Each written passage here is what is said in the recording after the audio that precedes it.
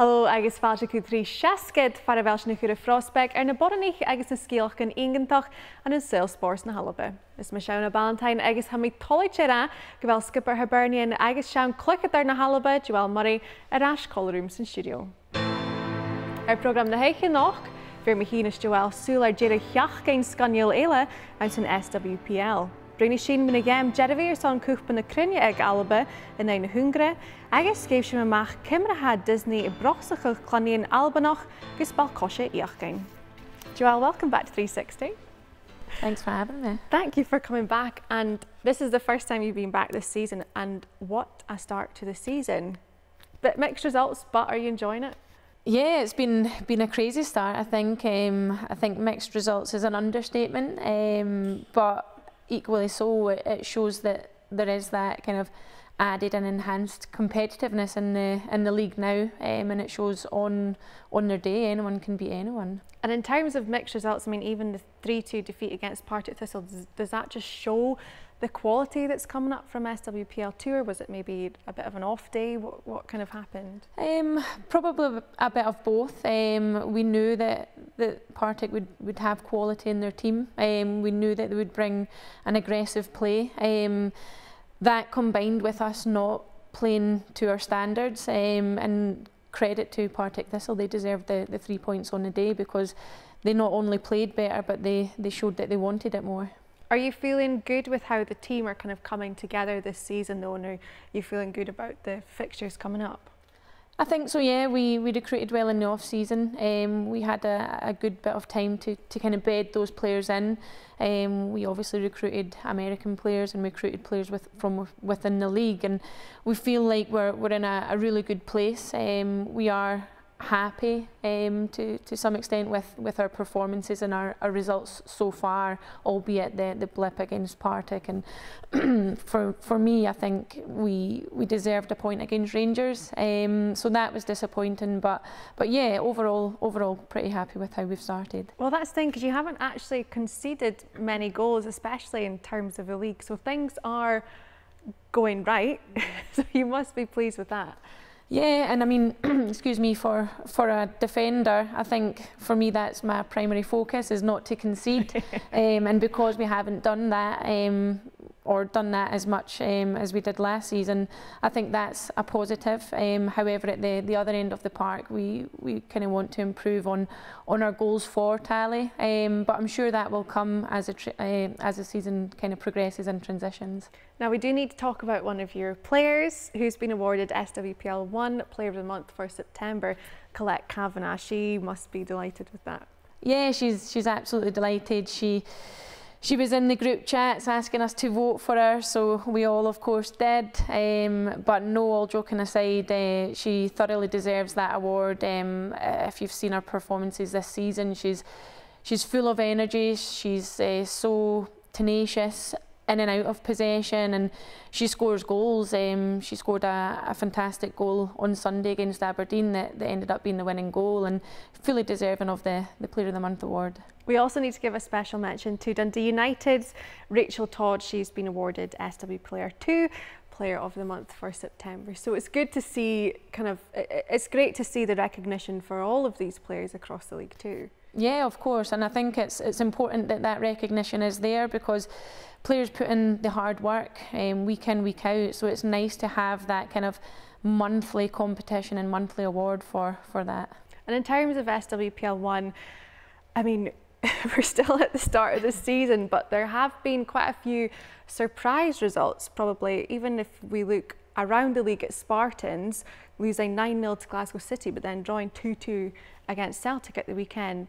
I mean, anything can happen in the league. Yeah, and again, going back to that whole on their day, anyone can beat anyone. The quality is there, and is there in abundance, and I think the 9-0, Spartans will of course be disappointed with that. I think they had a few players injured and kind of out that day that would normally be in their starting lineup, but needless to say, they kind of bounced back and got a fantastic draw against Celtic, and were probably disappointed not to hold on for the 3 points in the end.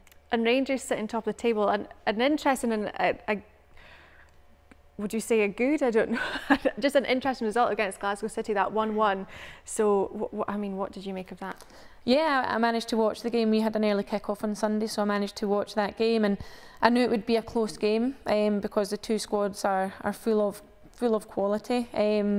And it was end to end. There was some nice bits of play, but equally so not. And I'm sure both managers were disappointed because of that, and disappointed not to come away with the win. But I think the draw was a fair reflection on the game in the end. Do you think we'll continue to see that kind of battle at the top? And of course, I know Hibernian, you'll want to be staying up in that top 4 too, won't you? Yeah, we of course will. I think that probably makes the draws at the weekend made that defeat to Partick Thistle even more disappointing, because we could have been sitting on 15 points and obviously closer to the top 3, but that's been and gone. But I do think the teams at the top will certainly drop more points as the season progresses. But we do have to talk about a landmark moment for Hibs earlier in this season with your historic record-breaking league attendance at Easter Road, 5,512 attendees. How was it even playing at Easter Road with that many people coming to watch in the league?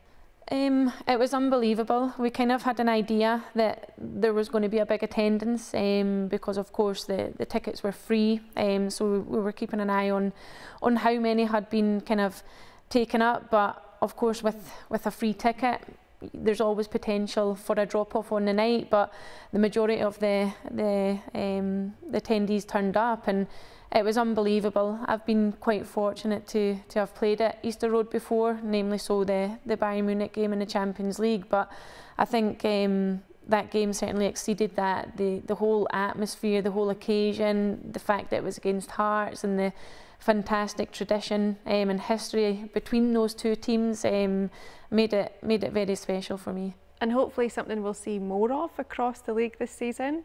I think so, yeah. I think Hearts will reverse that fixture. We're due to play them at Tynecastle in December, so hopefully that'll be a bit of kind of fun, friendly competition between the two clubs.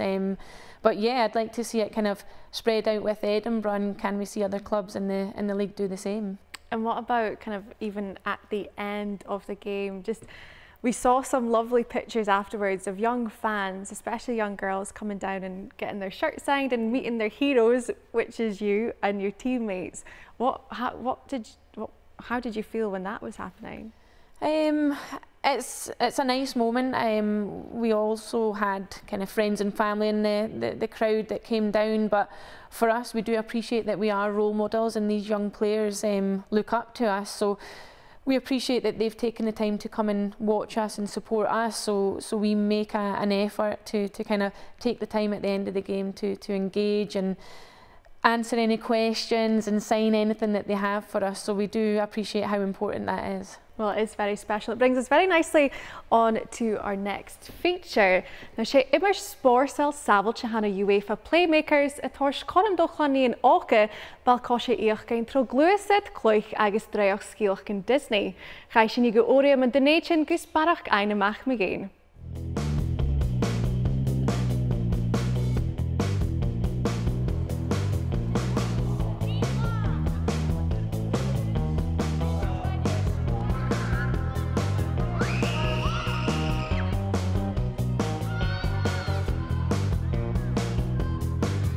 So we're here today for the launch of the Playmakers programme. It's a partnership between UEFA and Disney and ourselves, and it's all about trying to get more girls engaged in football. So we're targeting the younger age groups, around 5 to 8 years old, and it's about using that magic of Disney and imagination and let the girls really enjoy themselves and have that first experience of football as one that is fun and creative and hopefully inspires that lifelong participation for them. Hanna clásaíonn seo a cruachach sa dheochach fan an futach mach menaman a gá crachte, nu de hascéalach einiamal for Disney éit íse tro glúsatas cluiche. Yeah, I think we can all connect with Disney. I was standing next to Rachel Boyle, and I think we were just as excited as the kids on the pitch. Disney just has that magic, and you see the reaction of the kids, and hopefully we see that replicated across the 30 centres in Scotland, because that's what it's all about, just getting the girls to enjoy themselves and enjoy playing football. It's so exciting to turn up and see what was coming around the corner and to see the Incredibles. it's a bit surreal, to be honest, but even I was beaming, not just the girls that are playing. So yeah, it's a fantastic initiative, and hopefully it's going to capture the hearts of many young girls out there. Ha komen ball-coise na Alba in is an cuide di coming nasan de UEFA eile, anna bhí a gealtan go todad Playmakers go sculchin, cluideachd agus cuideachd. It's getting rolled out right across Europe, so it's incredible to see that sorry the pun with all the Incredibles going about. It's good to see all the faces and the excitement levels, and not only this country but I'm sure across Europe all the kids will be excited to see it. You've got all the different characters come in, you've got all the different techniques of using the ball, and it's something that we're looking forward to seeing how it pans out, and hopefully with the right investment we'll get the participation rising and it'll really capture the hearts of all the kids.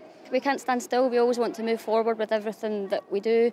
It's underpinned by a fair amount of academic research that's been done at UEFA's end, so we know it's a programme that works, and we're just delighted to roll it out here in Scotland. Ha round sa go seolting go bhfuil coiteach le sgiobair agus ma hau cobrachal agus go narpaseach, bhí bharrachd ag do compáirteachan. The academic research tells us that girls connect better when they're in that play and fun environment and they learn. We all know the skills that you get from playing football in terms of the physical and mental health benefits, but it's also the connections with friends and just having fun and using your imagination. So this programme connects all those things, and from our perspective we hope that it will inspire girls to play football now and beyond into their later years. Most importantly, it'll be fun for them. They can obviously relate to it being from their favourite movies, their favourite characters, but we want it to be a safe and healthy environment for them, and we don't want them to feel intimidated coming into this sort of environment, and I just want them to experience football on a fun basis and just really capture the imagination of the sport, and hopefully if we get them in at a young age then they'll continue that throughout their life. I mean, it's too early at that age to be teaching them the ins and outs of football. They just need to be getting a ball and running about and touching it, really. So yeah, this sort of training and this sort of experience, it's great for them, and I'm sure the coaches will be well versed in all their movies and all their characters, and look forward to bringing the girls in and really experiencing it with them. Sé astar mór a haun van dóigh sa háisich immers buil cosha Rachel. I mean, from when I grew up, it was just all boys football. I didn't really know of any other girls that played it in my area, so I always played with the boys. And to be honest, it was nothing that I thought any different of at the time. But looking back now and seeing all the initiations that the sport's got now for girls, and the clubs have got all the different age groups, the different pathways, it's great to see, and it's something that I wish I had experienced when I was young. So yeah, for the generation coming through, it's exciting times. Hopefully it can continue, and if we can really grow the sport and get the numbers rising in terms of participation levels, then I'm sure it'll only benefit the more professional levels as time goes on. Ha Rachel cuideachd an dáchas go nuaigh a níanaich go lá, páirte gás an Georgia fráiseachta seo. I think if it was frozen here today, she would have been standing right beside me. Her favourite character is Elsa, so yeah, I wouldn't have been able to come here without her if it was frozen today. But yeah, it's something that I'm really looking forward to. I'm going to keep an eye on the programmes, and I'll maybe take her out to just maybe watch a couple of sessions and let her get a feel for it. And when she comes of age, I'll be looking to get her involved and see if it's something that she'll be interested in. Ha komen ball-coise na Alba a gamas in na míl den chlann-nighean iomairt ag ball-coise. In this first programme, we're hoping to get around 1,000 girls connected with football. So, and generally these are girls that haven't played football or had very limited interaction with football. But overall, within our strategy, we're trying to get to 25,000 players by 2025. So initiatives like this one are really important to help us reach that target. Joelle, even just seeing the kids there, you can see just how excited they are, and how important perhaps an initiative like this is for young girls, especially coming through. Yeah, of course, and something so simple, combining football with that kind of fun Disney element, capturing the imagination of those young girls is going to be so impactful at the end of the kind of pathway in years to come. So it's fantastic to see initiatives like this one kind of being put in place. And also good to see just something else to get young girls involved in football, so that it does just become normal that girls can play football too. Yeah, of course, we want girls to grow up knowing that you can have a career in football. So something like this at such an early age is fantastic, and it certainly puts them on the ladder and that starts the steps towards that. And seeing Rachel there, she is somebody that you know very well, I can imagine. And even for her speaking as a mum, you can see how excited she is about getting her young daughter involved, hopefully sometime soon. Yeah, of course. I think for a few days after that, she kept talking about it, and we actually had to tell her to kind of stop talking about it. She was so in awe of the characters, and she couldn't speak highly enough of the day itself and the programme. So yeah, I've no doubt that she'll get Amelia involved in the programme when she's eligible. And she's just another woman in football. She's such a great role model for her young daughter, for mothers in sport, just kind of for everyone, seeing somebody like Rachel be involved in something like this for so long too. Yeah, of course, she's a fantastic role model.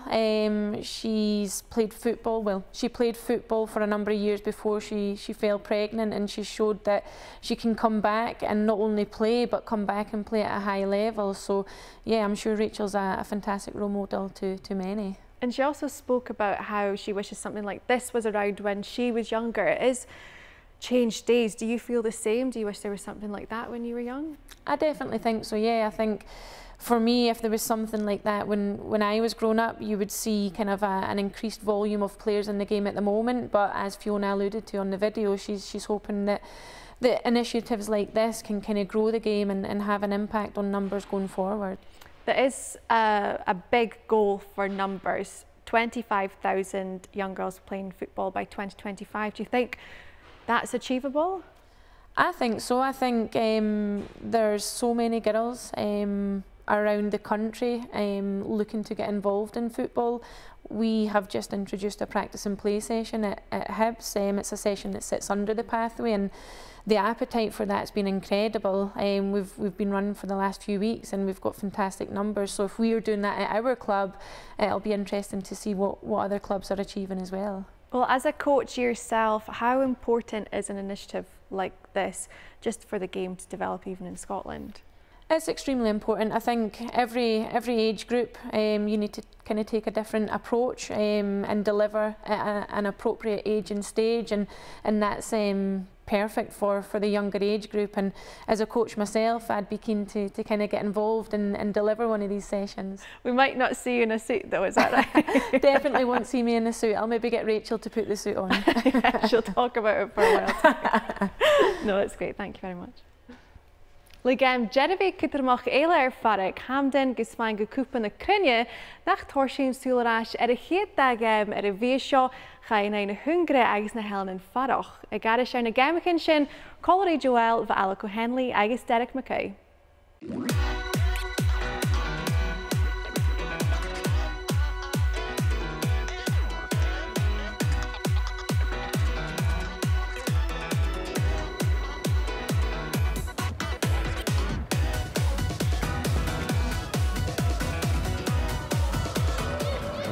Mar Ross go Cuthbert Goisha Taika has penalty free on prep finish. The defender has kind of naively lunged in there, and Erin doing what she does best, getting her body in between the player and the ball. Salvage Skinner, Cuthbert to the east, Tull the dish. You can see the penalty again. It's a bit of an effort to make the ball, but it's not the best penalty, is it? Yeah, it's a disappointing effort from Erin's standards, but she stays focused and gets on the end of the kind of ricochet and has the confidence to put it in with her left foot. Ainsley Lish, but beating on the toe down. It's an excellent header. Joelle, it's just the goal that Scotland needed, but it's so well taken. Very well taken, and she'll be delighted with it. She actually checks, goes away, to then come and meet the ball, which kind of buys herself some time and space, and she just guides it into the side netting there, so she'll be delighted with that goal.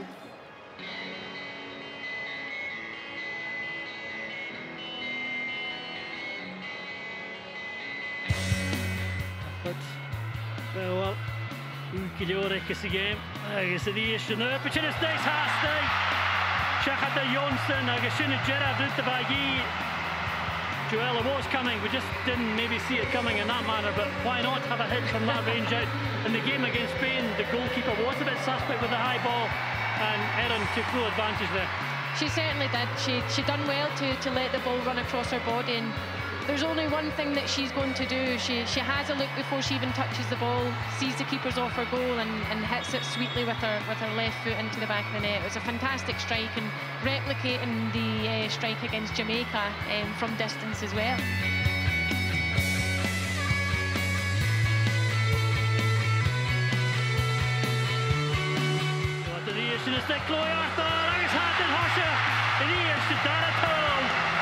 And it's a bit like Glasgow buses, Joelle. Get one and all of a sudden two come along within a minute.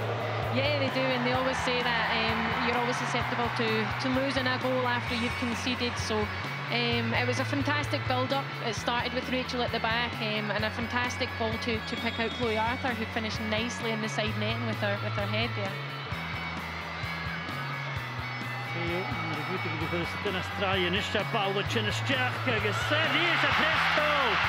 Well, fair to say this has been a bit of a masterstroke by Losa to put Chloe Arthur in. 2 goals already. Yeah, I didn't know she was as much as of an aerial threat as she's proved tonight, but another well-taken goal with her head. But all credit to Rachel Corsie. She supports Christy Grimshaw, who's got to the byline, and Rachel finds herself in the final third and with an assist to boot to go with it. Jane Ross. Til Corum Baltrau, Galiste Juval, agus well, sin caperis a year to mo.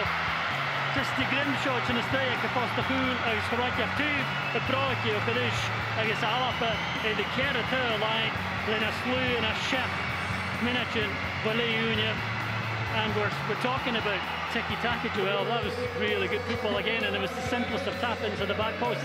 It certainly was. They are making it look easy tonight. It was beautiful play. Jane Ross makes the run in behind, as she always does. She's a tireless worker there, and it's a tap-in for Christy Grimshaw at the back post.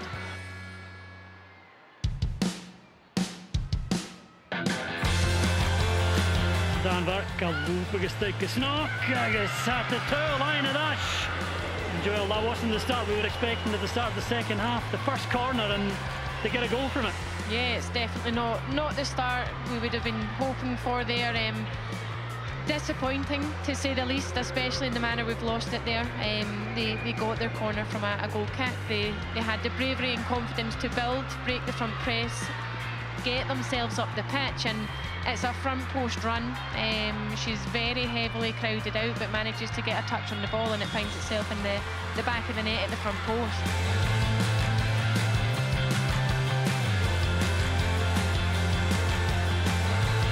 Motion of Plishche, God, the walks it, I guess Martha Thomas and Joelle. Martha Thomas had a couple of half chances, maybe not made the most of it, but she certainly made the most of this chance when it fell to her. Yeah, she did. A very composed finish from Martha Thomas. Takes the first touch to get the ball out of her feet. She swivels and finds the back of the net.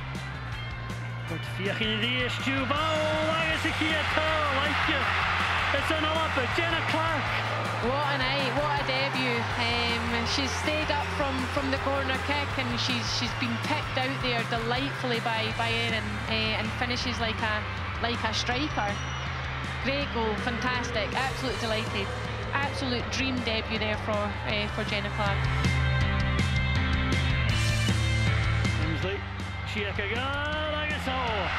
You could almost see her sizing it up. She could see the goal in her mind, and she went and executed it. She executed it absolutely fantastically there.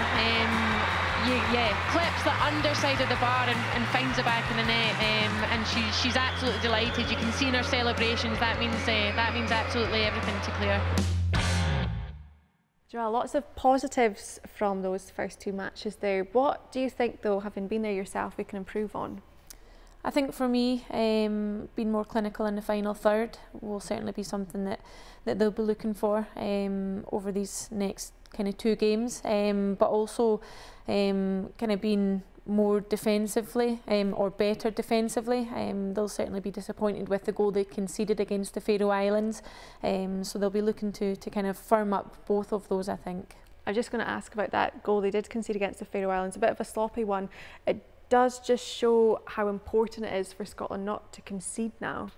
It certainly does, because we know that Spain have a fantastic and very healthy goal difference. They seem to be scoring for fun at the moment, so we need to ensure that we're doing the same, but equally so we're not conceding, because I think the girls will be disappointed with that one that we conceded. In terms of Spain and the table as it stands, Scotland and Spain both at the top. Spain 2 wins from 2, Scotland the same, but like you say, it's goal difference that separates them. Spain have scored 17 in 2 matches, 10-0 against the Faroe Islands and 7-0 against Hungary. So we've scored 9. So I mean, it just goes to show again that goals are important too. They are extremely important, especially when you've got a group like ours with 2 strong teams kind of leading out in front. Goals are very important, as are not conceding. So like we said, they'll be looking to go out and first and foremost win the game on Friday, but get goals to go with it. What was nice to see though there was Scotland's new home at Hampden. How pleasing was it to see that? Very pleasing. I think it was a long time coming. In years past, we've kind of been travelling all over the country, which has been great because it gives various kind of areas the opportunity to see the national team. But I also think it's important that we have a home and we have somewhere that the players are familiar with. So a long time coming, but delighted it's actually happened. Even seeing the young fans there, which again we spoke about at the start when you played at Easter Road, that must be so different just to see now, and probably quite exciting to see. It's extremely exciting because it shows that there is that appetite there, and I think if you looked and done a bit of research on the fan base and attendances, a large chunk of it would be young girls, but also young boys as well, and it just shows that the players on the pitch are role models to these kind of young girls and boys, and we just want to boost those attendances going forward. Well, Scotland will be back in action at Hampden on Friday against Hungary. It's a team that we just saw them play there. They know what they need to do against Hungary, but I mean, from your perspective, what do you think they need to do? I think for me, just much of the same. Don't get complacent. I think in the game out in Hungary, they made it hard for us to find space. We often forced the ball into areas we didn't need to force it. Of course, this camp we'll have Lisa Evans and Caroline Bheir back. They were missing through injury in that first game. But for me, much of the same. Move the ball quick. Hampden's a massive pitch, so we will get space and time to kind of run into, and we've got players in abundance with pace that can do that. We know what Scotland can do from set piece as well too, don't we?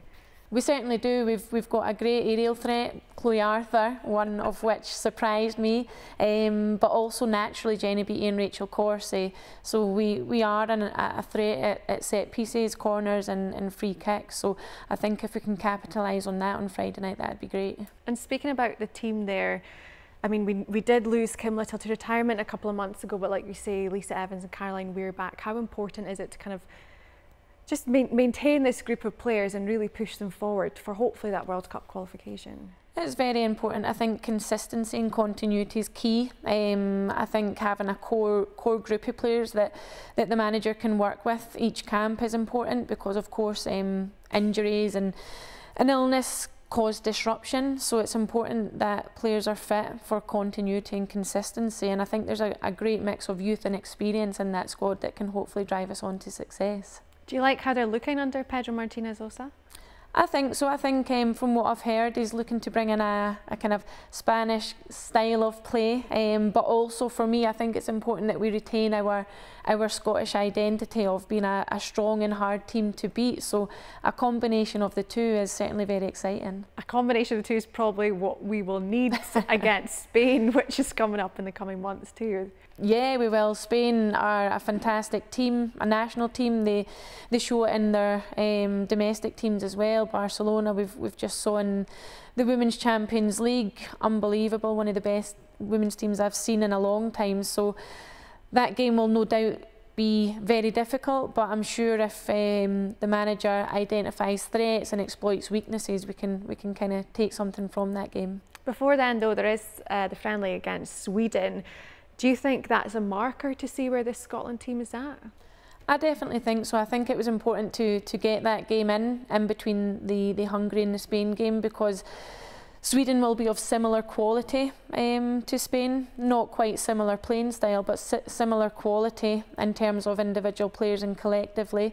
So it's important that we get that game in, because it will be a different game. We'll probably be defending a lot more and not have as much of the ball, but we need to experience that going into the Spain game, because that's what I think that game will be like. What about in terms of the team in the next couple of games? Is there a chance for Pedro to maybe change things up now and try different things, see what works? Yeah, I think again it's trying to get that balance between kind of consistency and continuity, but rotation and bedding players in. So I think we'll see a strong starting lineup on Friday night, and if the game goes as we hope and expect, then is his time to kind of make those changes. And of course the Sweden game is a friendly, so again another opportunity to try things and try new players in various positions. I suppose the main thing here though is World Cup qualification. We've had the disappointment of missing out on the Euros. Do you think that this Scotland team can go all the way? Yeah, I think so. I think a number of the girls have experienced the European finals and the World Cup finals, and they know that that's where they want to be. So I'm sure that disappointment hit hard, and they won't want to feel that. Won't want to feel it again. So yeah, I think we're in with a real chance of qualification. Absolutely. Well, best of luck to Scotland coming up, and thank you very much, Joelle, for joining us again this week. Thank you. I'm sure we'll have you back soon. Well, Sinead son a noch, Jan Keenshoch Joelle Murray BBC Alba ar YouTube ar son a thuilleadh go cheangailtear trí sheachdain. In achheachcin be coach na Alba for is 9 bliana Pauline Hamill call room in studio. Can you hear get again Deireadh Alba and h-Ungaire a vs Bheir ar BBC Alba Hibernian. Agus be gem eile h-Ungaire cuideachd and aghaidh Alba and sùil. Can nachheachcin Martian live and dras.